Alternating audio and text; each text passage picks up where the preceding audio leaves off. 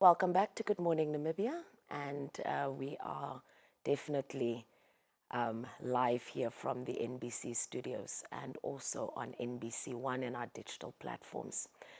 Oil markets have come under renewed pressure following escalating tensions in the Middle East, particularly involving Iran and growing risks around the Strait of Hormuz, one of the world's most critical oil transit routes. In recent days, also, global crude oil prices have climbed from around 58 US dollars per barrel to approximately 75 US dollars as market price in heightened geopolitical risks. While there are no confirmed large-scale supply disruptions at this stage, analysts warn that sustained instability could have implications for fuel prices, inflation, and also fiscal stability in net fuel importing countries such as Namibia. Now, to help us understand and unpack what this really means for Namibia and also the global community, we have the economist, Ms. Helena Mboiti, also talking to us this morning to unpack this situation. Good morning, Ms. Helena. Good morning. Welcome to Good Morning Namibia. Thank you so much for having me. It's a pleasure to be here. For viewers who may not be following the global markets closely, what exactly is happening in the oil markets right now?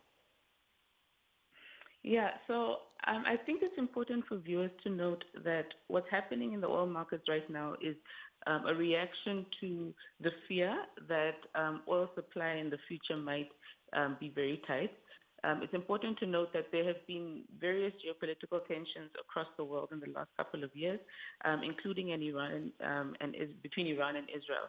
So last year there were still geopolitical tensions, but we were saying that they're more contained around the Middle East, and they didn't affect global oil supply because the Strait of Hormuz, which is a important trade corridor for oil, has Yes. always been largely left open, and there was no risk that that was going to close. But with the escalations that happened over the weekend, the risk is that if that strait closes, then global oil supply actually comes down. So it's a reaction to the fear that in the future oil supply will be low. So a lot of investors and traders, etc., are buying oil, and all of that is increasing the demand for oil. And then, as the laws of economics say, when you have a high demand in commodities, then the price goes up. But it's definitely a fear reaction and not necessarily a reaction to the current levels of oil right now. We've seen in the past 5 days since the start of the political unrest happening that oil prices jumped from 58 US dollars to 75 US dollars per barrel in just days. What is driving this surge? Yes, so as I explained, it's truly the fear. So if you think about it, just the possibility that the Strait of Hormuz could be closed, even though, as you mentioned, there's no official, let me say, announcements from the Iranian government or anything like that. But it's clear that it is, or there's definitely a lot less ships and trade going through there. But also, it's possible that there is what you call a de facto closing happening, and that's just from an insurance perspective. Some insurance companies might decide that they don't want to insure tankers that are going through that route because of the high risk that's inevitably there. So because of that, we saw a lot of tankers, etc., being stranded. And the last I read was that I think it's over half of the tankers that would be destined for that area didn't move. So what that means is that investors are now worried about their future supply of oil. I mean, of course, when you run a business, you definitely have reserves that you can tap into immediately. But the fear is that the conflict is prolonged so that the future supply of oil comes to a very low point. And that is what investors are reacting to, and that's why investors are all sort of chasing for the oil, if I can put it like that for now.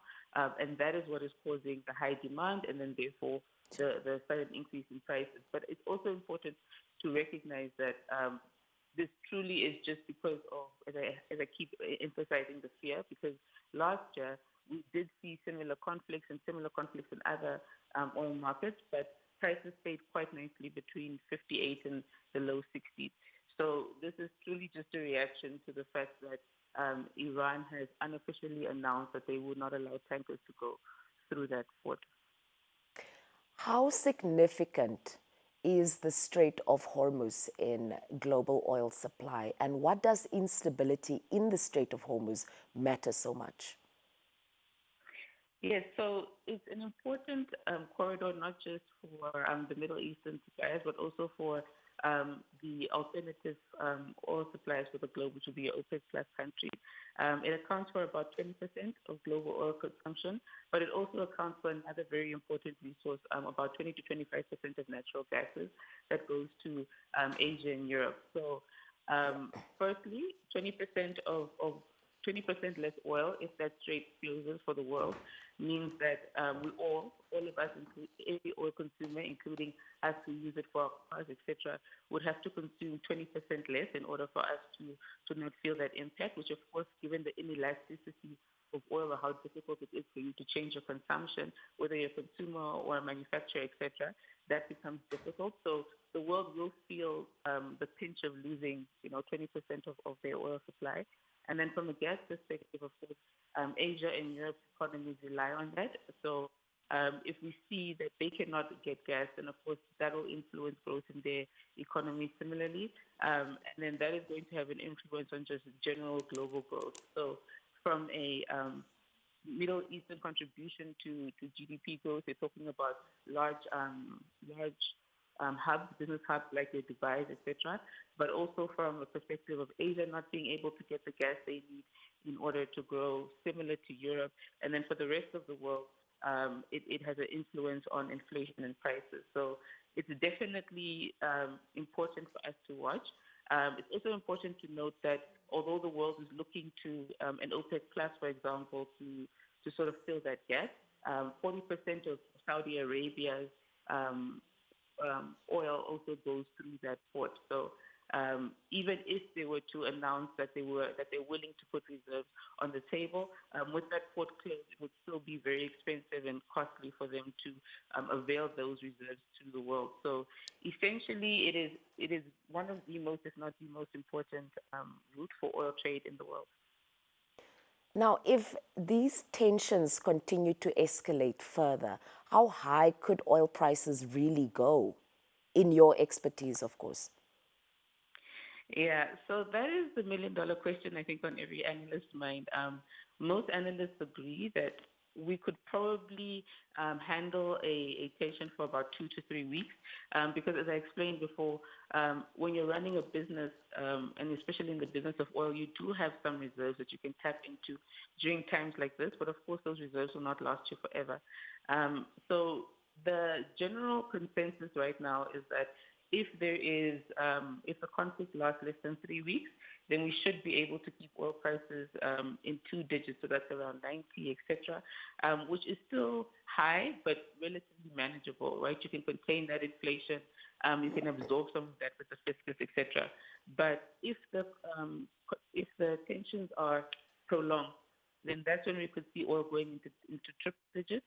And there's some analysts that say that if the conflict is prolonged for, say, 2 months or so, then you could see oil going all the way up to 2008 numbers, which last happened in the global crisis, which is, I think the highest number I heard was 150.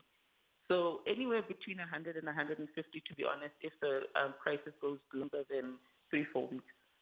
So that's almost 3 times as much as what it was before the unrest started. Yes. Now, definitely. But I think it's so important to note that oil is cyclical, so it could also turn around as quickly as it goes up as soon as the strait is opened again. Now, Namibia is a net fuel importer, and structurally, how exposed are we to this kind of shock? So we're definitely exposed, and I would say we're exposed technically from 2 perspectives. So as you mentioned, as a net fuel importer, we obviously buy oil at global oil prices. So we don't have control over how quickly the price rises, and we would have to just purchase the oil at whatever the price is. So that will have an influence, obviously, on our fiscus, because at the end of the day, oil is an inelastic commodity, so we cannot necessarily or not materially change how much we actually import without influencing the economy and livelihoods in Namibia. So we will definitely have to pay more for this very vital commodity. And in theory, there should also be a currency impact because being a net importer, that we're importing a good in US dollars, if there is a depreciation in the currency, then of course we'll feel it from that perspective. But the good news is that as of today, I still have not seen a material depreciation in the rand. So usually during geopolitical tensions, people or investors invest in the US dollar as a safety safe haven, if I can put it like that. But we're not seeing that, and we haven't been seeing that. It's a new phenomenon in economics that we haven't been seeing in the last, say, 12 months. Investors are actually investing more in your gold, your silver, and then your emerging market economies. And we're still seeing that dynamic play out. I think as of today, the rand is still sitting comfortably at 16. But that's something that viewers and investors are going to be watching very closely. And if we see a depreciation in the currency and it goes up to, say, 19 or above, or more around 20 and above there, then we will also have an impact now from a currency perspective. So basically, the worst case scenario for us would be that not only that the commodity is cheaper, but the purchasing power of our Namibian dollar becomes weaker. So it becomes almost like a double increase in the cost of importing oil. Now, Ms. Helena, I believe the public would also want to understand that if prices remain elevated, when could Namibians realistically see this increase in our local fuel prices? Yes, so the Ministry of Mines and Energy actually held prices steady at the last review, which was in March. Granted, this could be because this was prior to the, or just after, if I can put it like that, the tensions rising. I think if I mean, as I mentioned, we are net importers, right? And we do import on a regular basis. So if the ministry sees that the tension is going longer than planned, then it's likely that we should see oil prices increasing as quickly as May or June. And definitely by June, we should see it coming through in our local data. And then depending on whether or not the ministry is able to absorb some of that cost or whether it will be passed on to consumers, then you will see it coming through almost immediately. So definitely within the next 3 months. So beyond the fuel prices, what does this mean for inflation and also household budgets? So if you think about what people use oil for, it's an input in everything. Almost every good that we use and that we import actually is either transported on a truck or a plane or some sort of transport mechanism. And that transport is usually calculated into margins and etc. when you're pricing your goods. So the fact that input cost increases means that if that increase is sustained, and that's likely going to be passed on to the consumer, and eventually goods prices also might increase. You can think of the households and know that if the Ministry of Mines and Energy increases prices in May, for example, then of course that has an immediate hit onto the Namibian consumer, and then depending on how much disposable income you have, an increase in fuel prices might mean that you won't be able to demand other goods, so we might now start to see slowdowns in your other spending sectors such as wholesale and retail and trade, etc. It will definitely have an influence on tourism because of the fact that global tourism will be impacted by the fact that the airspaces are, of course, they have alternative routes, but that might be more timely, more costly, etc. And we might see a lot more, especially if we've got a lot of business in the Middle East, you might see a lot more virtual meetings, etc. happening because of that. But in general, it just means that there is a general slowdown in global economy, as well as I mentioned, in Europe and Asia. And for Namibia, that also has an impact on the demand for our commodities and our GDP. So in general, it just means we're going to have higher costs, which means less money to spend on other goods and services. Ms. Helena, do you think that the Namibian government have enough fiscal space to soften the blow if this continues? So I think the government definitely would want to look at how much of the blow they can soften. I think if the conflict is relatively short, less than 3 weeks, and oil prices rise to about 90, there is a possibility that they could soften some of that blow. But given the fact that the government fiscus is already tight currently, and they are staying relatively prudent, and this is a global development, so it's not really in Namibia's control.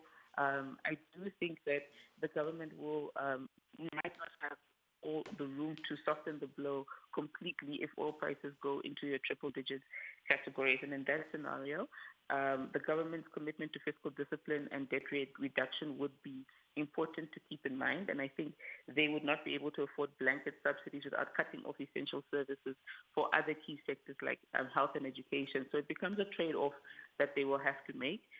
But I do think that inevitably some of this impact will have to be passed on to the consumer. And what should policymakers be watching most closely in the coming weeks then? I think for me, what I'm watching most closely is number one, the Strait status. So has there been any official documentation or any official reporting on the fact that tankers are allowed to flow through the corridor or not? I think that is very key because, as I said, right now it is unofficial, but it is happening that tankers on the ground are not necessarily allowed to flow through that corridor. Again, we'll keep an eye on the currency to see have investors started, for whatever reason, the currency depreciated, and are we moving from our low levels of, between 16 and 17 to higher levels of 18, 19, and critical levels, if I could put it like that, of above 20, which would then have a material impact on costs for us. But again, risk has still not materialized, but it's important to watch. And then any regional shocks that might come from the demand for commodities. So even if the price of commodities is increasing because of this, so the price of gold, etc., it's possible that the demand of other commodities like copper, lithium, rare earth metals, etc., from our key demand drivers like Asia and Europe, those might come down. So it's important to watch that because from a Namibia perspective, yes, we are a net fuel importer, but we're also a mining economy that relies heavily on revenue from exporting commodities to these economies. So if these economies are not demanding our commodities, even if they're alternative routes, if they're not demanding it because the economic growth and their revenue position does not allow them to, then that's going to have an impact on our GDP growth down the line. Ms. Helena, do you have any final remarks or key messages to especially the public during these turbulent economic times? I think it's just important to note that geopolitical tensions as a whole are cyclical, or all markets are cyclical, and they don't necessarily just respond to tensions, they respond to an actual disruption in market supply. So as long as the strait remains relatively open, then this could easily be a short-lived situation, even if the conflict itself does not die down. I think the market just needs assurance as to how tankers will be able to travel through the corridor. But it's also important to note that if the strait is closed, then a lot of the assumptions that we've been making, macro assumptions that we've been making across the globe, actually, for global analysts, have been that global contained inflation and therefore regional contained inflation in Namibia will allow central banks to cut interest rates and etc. So if that assumption now turns around where because of oil prices we see a prolonged conflict, we see global inflation increasing, then it is likely that economic conditions are going to tighten, not just in Namibia but across the world. And you will see that some of the assumptions that we've been making around interest rates coming down, etc., might not materialize, with central banks choosing to sort of hold interest rates rather than cut, given the uncertainty with transport inflation. So I think what's important here is not that the conflict is happening; it's more the timing and the length of the escalation of the conflict to the point that influences the trade corridor. And then, of course, as I said, the actual global supply that is availed to sort of counter that, and that can become from strategic reserves from most likely the U.S. because, as I highlighted, OPEC strategic reserves will be impacted as well by the strait, or at least 40% of them will be impacted because they also go through the same corridor that is being blocked. So there is ways for the world to sort of mitigate the issue, but it's definitely a high risk and something to watch in the long term, if it stays with us for the long term. Thank you so much, Ms. Helena, for your time this morning and for such an elaborative explanation of what is to come and what we can expect. Thank you so much for having me.